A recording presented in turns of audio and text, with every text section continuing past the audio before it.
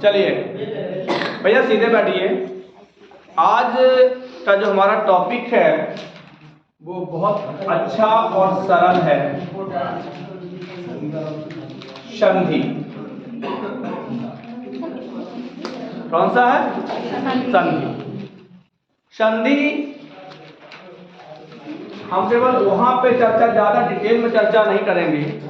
सबसे पहले बात करते हैं संधि किसे कहते हैं, संधि क्या है, संधि शब्द की उत्पत्ति कैसे हुई है, इन सभी पर थोड़ी थोड़ी चर्चा हो जाए। तो संधि शब्द समधन, धाधन, तित्र प्रत्यय है। समधन, धाधन, तित्र प्रत्यय, जिसमें सम उपसर्ग है, धा धातु है, तित्र प्रत्यय है, शब्द हो गया संधि। अगर देखा जाए तो संधि शब्द पुल्लिंग में आता है, लेकिन तित्र प्रत्यय लगने पर यह स्त्रीवाचक बन जाता है। सही है। दूसरी चीज, संधि किसे कहते हैं ये समझ लीजिए। संधि की परिभाषा,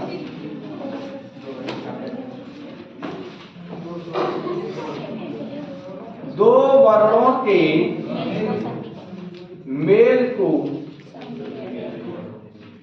संधि कहते हैं। दो वर्णों के मेल को संधि कहते हैं। संधि क्या है? दो वर्ण, दो वर्णों के मेल को संधि कहते हैं। अब वर्ण क्या है कि अक्षर है? जैसे दो से और संधि कहाँ कहाँ, दो हड्डियों के जोड़ को भी संधि कहते हैं। दो सेनाओं के बीच को भी हम समझौते को संधि कहते हैं। इतिहास में तमाम संधि पढ़ी होनी, वर्षाया संधि है, तमाम प्रकार से संधि होती हैं। लेकिन दो वर्णों, यहाँ क्योंकि हम व्याकरण की बात करते हैं तो व्याकरण में क्या है कि दो अक्षरों या दो वर्णों के मेल को हम संधि कहते हैं। तो दो वर्ण, जैसे शब्द है विद्याधन आलय। अच्छा, जब हम किसी संधि को जोड़ते हैं, जब कोई संधि होती है, एक मूल बात बताते हैं कि संधि जब तक नहीं होती जब तक सहता नहीं होती। क्या नहीं होती? एक शब्द आता है सहता। सहता का मतलब होता है कि दो वर्ण, दो अक्षर, दो स्वर, दो ध्वनियां आपस में इस तरीके से मिलके एक हो जाना, यानी वर्णों की अत्यधिक समीपता, अत्यधिक निकटता ही सहता कहलाती है। अब जैसे यहां शब्द है विद्या और यहां आलय, तो देखो सहता कहां होगी ये समझ लेते हैं। सबसे पहले ये है धा धन आ, हमने हल हटा दी, धन आ, तो इसकी क्या हुई? सहता हुई। और एक ये वर्ण इस वर्ण में समा दिया, धन धा, तो अब दोनों मिलके क्या हो गया? धा। तो शब्द बन जाएगा विद्यालय। शब्द क्या हो गया? विद्यालय। तो दो वर्णों के मेल को हम संधि कहते हैं। अब आगे चर्चा करते हैं शरीय संधि की परिभाषा होती है। अब संधि के भेद, संधि के कितने भेद होते हैं तो समझ लेते हैं कि संधि हमारे तीन प्रकार की होती है। जो लोग पांच बता रहे हैं वो थोड़ा सा सोच समझ के बोलें। अगर दिक्कत हो तो चाय भले पी सकते हैं, लेकिन संधि के तीन ही होते हैं। और यदि आप लोग थोड़ा इधर आ जाओ, थोड़ा पीछे हो जाओ, इधर आ जाओ तो हमें अच्छा लगेगा। आप ऐसे कह रहे हैं, तुम तो एकदम नींद से जाग गई। तो संधि तीन प्रकार की होती है। सबसे पहले होती है स्वर संधि, दूसरी होती है व्यंजन संधि, और तीसरी होती है विसर्ग संधि। स्वर संधि, व्यंजन संधि और विसर्ग संधि। हिंदी के ये तीन, अगर हिंदी वर्णमाला को हम विभाजित करेंगे तो स्वर, व्यंजन और विसर्ग, ये भी होते हैं, 3 वर्ड हो जाते हैं। तो सबसे पहले आज हम स्वर की बात करते हैं। देखिए, सबसे पहले स्वर संधि के आपसे भेद पूछे जा सकते हैं। स्वर संधि के क्या पूछे जा सकते हैं? भेद। तो स्वर संधि के हम भेद लिख सकते हैं 5। अब व्यंजन संधि के भेद नहीं पूछे जाएंगे, क्योंकि व्यंजन संधि में तमाम भेद हैं और सबके नियम अलग अलग हैं। तो सही है, व्यंजन संधि संधि पूछी जाएगी, विसर्ग संधि संधि पूछी जाएगी, लेकिन स्वर संधि में संधि भी पूछी जाएगी और संधि के नाम भी पूछे जाएंगे। तो सबसे पहले स्वर संधि किसे कहते हैं? स्वर से स्वर का मेल, स्वर से स्वर का मेल क्या कहलाता है? स्वर संधि। अब देख लेते हैं कि कहां से किसका मेल होगा। यदि आ से आ का मेल हो सकता है, आटा ई से मेल हो सकता है, आटा ऊ से मेल हो सकता है, आटा ए से मेल हो सकता है, ई से आटा मेल हो सकता है, ऊ से आटा मेल हो सकता है, ए से आटा मेल, यानी स्वर जब आपस में एक दूसरे से मिलते रहे तो उसे हम स्वर संधि कहते हैं। अब इन स्वर संधि पे हम लोग चर्चा करेंगे और थोड़ा डिटेल में चर्चा करेंगे। कोशिश ये करेंगे कि आज स्वर संधि पूरी समाप्त हो जाए, यदि जल्दी जल्दी पढ़ेंगे। तो सबसे पहले आती है बात स्वर संधि। स्वर संधि के कितने भेद हैं? 5 भेद हैं। पहला है आपका दीर्घ स्वर संधि। एक घूंट चाय पीते चले भाई, चाय बड़ी मेहनत से बनती है, क्योंकि अर्जुन ने भी कहा है, हम आप दोनों को नहीं पूछेंगे, एक ही दिन खत्म करते हैं।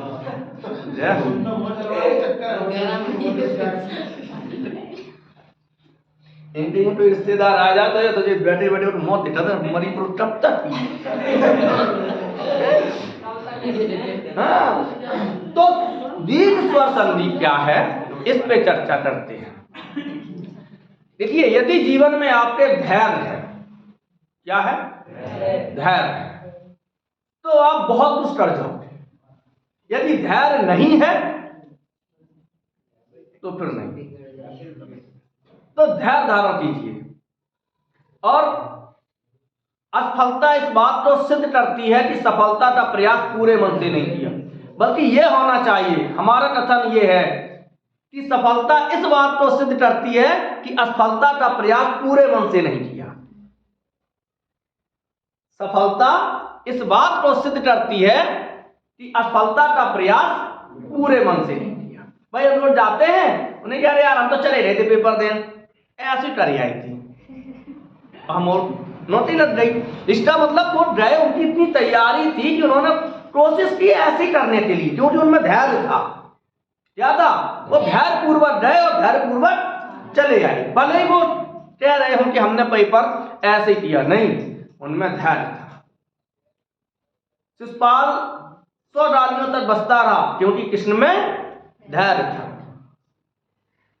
सही है। यदि द्रौपदी में धैर्य होता, चलो छोड़ो, केस पकड़ के खींच दिए, धैर्य होता तो बिल्कुल सही बात। तो धैर्य होना चाहिए, और किसी की धैर्य को, किसी की गंभीरता को कभी कमजोरी नहीं समझना चाहिए।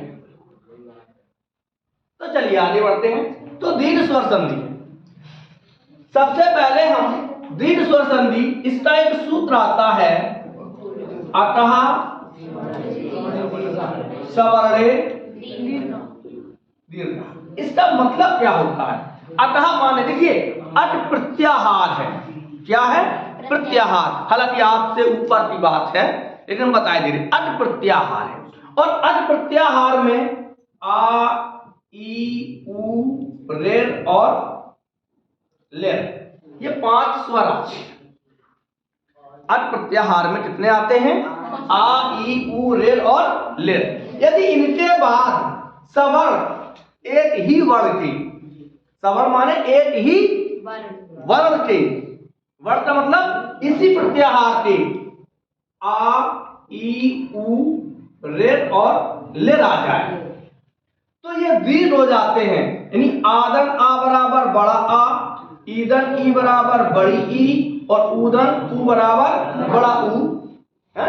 जैसे लिरदन ले बराबर लिरा, तो केवल ये हिंदी में आपके 3 हैं तो ये दीर्घ हो जाते हैं। जैसे कहीं आप अकेले हो और आप पिट रहे हो, अकेले हो, 4 लोग मिलकर मार रहे हैं क्योंकि वो सवर्ण हैं, उनके ही मित्र हैं, और अब तुम्हारे 10 दोस्त पहुंच जाए तो बता रेल बनाए तो अब सवर्ण हो गए। यानी जब एक ही वर्ण के मिल गए, एक ही मित्र मिल गए तो उसे हम सवर्ण कहते हैं। चलो आगे देखते हैं। अतः सवर्णे दीर्घा, यानी एक ही, जैसे आपने देखा होगा कि फेस टू फेस मिल जाए तो ताकत बढ़ जाती है। अगर फेस टू फेस मिलता है तो ताकत बढ़ती है। एकदम पता चलो कि पंखा चौके नीचे ये करूं, धुआं कर दो पंखा में से। चलो आगे बढ़ते। तो अतः सवर्णे दीर्घा, इसकी परिभाषा है यदि आ ई उ के बाद यही स्वर आ ई उ आते हैं तो क्रमशः आदन आ बराबर बड़ा आ, ईदन ई बराबर बड़ी ई, ऊदन ऊ बराबर बड़ा ऊ हो जाता है। समझ आया? यदि आते बाद आ जाए, अब चाहे छोटा आ आए या बड़ा आ आए, चाहे छोटी ई आए या बड़ी आए, यदि दोनों एक ही वर्ग के हैं तो वो कैसे बन जाएंगे? बड़े बन जाएंगे, दीर्घ बन जाएंगे। चलो इनके उदाहरण देखते हैं। इसको लिखना चाहो लिख लीजिए, मैं चाय पी लूं। लिखने का काम घर पे जाके किया करो क्योंकि आपके पास पहुंच जाता ही है, यहां केवल समझने का काम करो। चलो देखते हैं। तो सबसे पहले आप संधि लेते हैं। कैसे संधि सीखना है? जैसे आदन आ बराबर बड़ा आ, बड़ा आदन आ बराबर बड़ा आ, बड़ा आदन बड़ा आ बराबर बड़ा। सही है? यदि एक और लिख दें, छोटा आदन बड़ा आ बराबर है, छोटा आदन बड़ा आ बराबर बड़ा। एक एक उदाहरण देंगे, ज्यादा नहीं देंगे, उदाहरण तो तमाम है, फिर दिन भर यही में हुई है।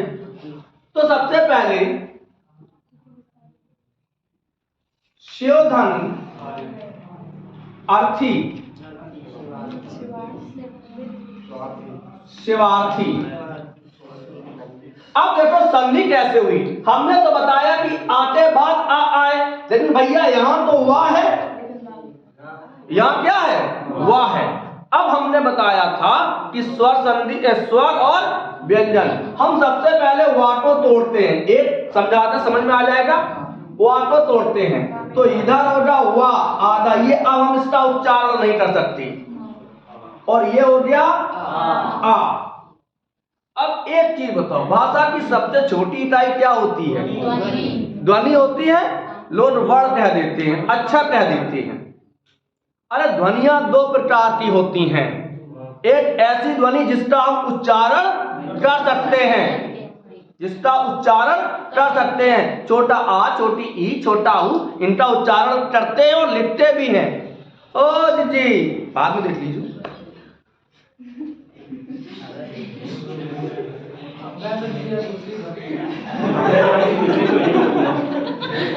हाँ चलो, तो अब क्या है कि वादन आ, हम इसका उच्चारण नहीं कर पाएंगे। इसका उच्चारण कर सकते हो?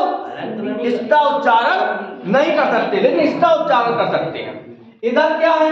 धन आ, तो संधि कहां से हुई? आधन आ बराबर बड़ा आ, आधन आ बराबर बड़ा आ। अब वाधन आ, जब किसी व्यंजन के संपर्क में स्वर आता है, जब किसी व्यंजन के संपर्क में स्वर आता है तो स्वर का रूप परिवर्तन हो जाता है। स्वर का रूप परिवर्तन किसमें होगा? हिंदी ही एक ऐसी मातृभाषा है जिसमें स्वर मात्रा के रूप में किसी भी में मात्रा नहीं रखती है। जो देवनागरी लिपि से संबंधित भाषाएं होंगी उनमें ही मात्रा का बोध होता है, कहीं भी मात्रा नहीं होती है। तो जब स्वर का रूप परिवर्तन हुआ तो यह क्या बन जाएगा? दोनों मिलाके वाह, यही तो बना है शिवार्थी। ऐसे जितने लोग हैं जिन्हें समझ में नहीं आई, सबको आ गई समझ में? हम पूछेंगे अब बाद में लठिया टोरिए। हाँ, जा समझ लो, 8 दिन तुम्हारे काजे और हमारे काजे, पक्के दुश्मन हो 8 दिन काजे। हाँ, पीछे से आवाज आई, दोबारा बता दे। चलो दोबारा बता दे।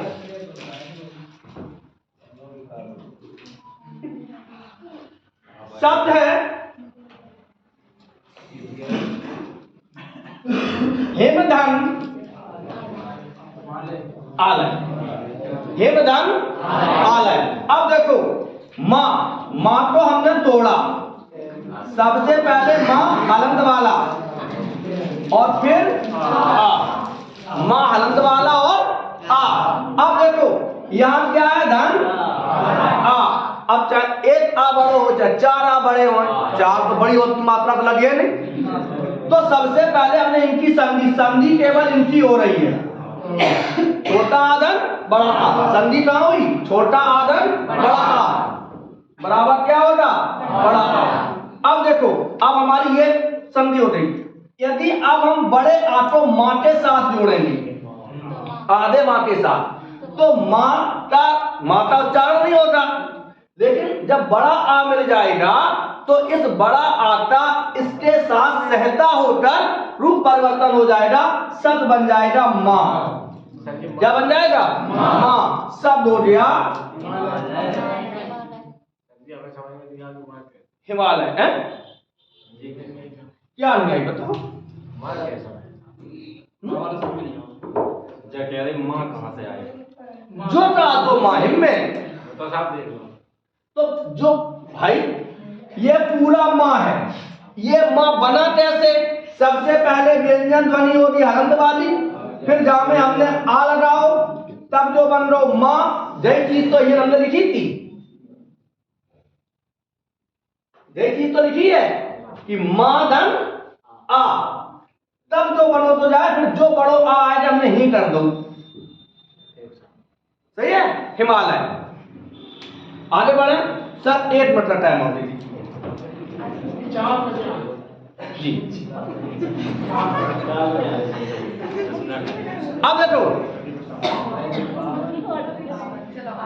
शब्द है आधन बड़ा आधन, छोटा आ बराबर बड़ा आ। तो कौन सी ऐसी संधि, ऐसे शब्द हैं जिसमें पहले छोटा आ आए? तो देखो, शब्द है विद्याधन अर्थी, छोटा आ होना चाहिए ना। तो अब देखो, आ यहां पे है, आ यहां पे है, संधि कहां हुई? संधि हुई बड़ा आ धन छोटे आ में। रटने नहीं है, सीखने है। संधि कहां हुई? दार एरो विचारो अकेलो। सही है? अब जितो मिल गए तारो बड़ो आ। अब जो बोलो भैया अब तो हमारी तरफ आएगा। जब ये इसके तरफ आएगा तो हलन धक्के क्या हो जाएगा? शब्द बन जाएगा विद्यार्थी। किसके समझ में नहीं आई? आ वाली संधि। अब ई वाली चलती है, सबके में आ गई। अब जैसे बड़ा आधन, बड़ा आ बराबर क्या होगा? बड़ा। विद्याधन आलय, महाधन आत्मा महात्मा। सही है, आगे बढ़ते हैं। अब आते हैं ई धन ई बराबर बड़ी ई। अब तो इतनी डिटेल से नहीं समझाना है। ई धन ई बराबर बड़ी ई, बड़ी ई धन बड़ी ई बराबर बड़ी ई, बड़ी ई धन छोटी ई बराबर बड़ी ई। जैसे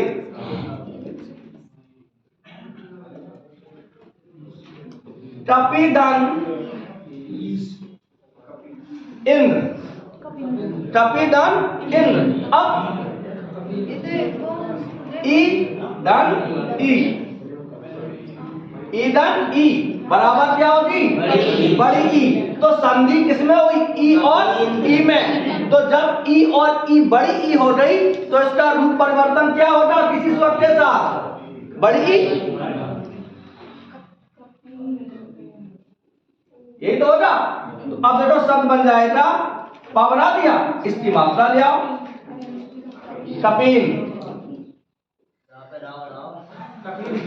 अरे ले रावण आए दो। अच्छा जब राठौर क्या बोला नहीं, इसको नीचे पदेन बोलते हैं। एक रेप होता है, स्वतंत्र राह होता है, और ये नीचे पदेन है। सही है। चलो आपने ऊपर वालों ने बताया नहीं, आगे देख लेते हैं। कपींद्र किसका पर्यायवाची है? कपींद्र, कपि माने बंदर होता है, कपींद्र हनुमान जी का पर्यायवाची है। कपीस, कपिधन ईस। आगे बढ़ते हैं। छोटी ई बड़ी ई धन छोटी ई। जैसे शब्द है महीधन इंद्र, क्या हो जाएगा? महींद्र। गिरिधन ईस, गिरिधन ईस, गिरीश। नदी धन ईस, देखो दोनों बड़ी ई होगी, नदी धन ईस, नदी। तो स्वर संधि समझ में आ रही? ऐसे कितने लोग हैं कि जिनमें बिल्कुल समझ में नहीं आ रही है? 0%। आगे बढ़ते हैं। ऊ वाला ले उदाहरण।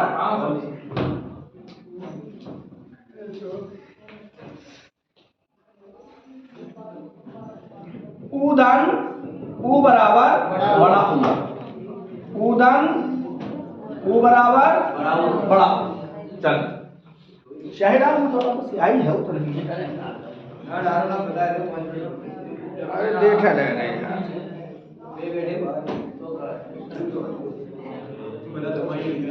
दो बूंद मिली थी।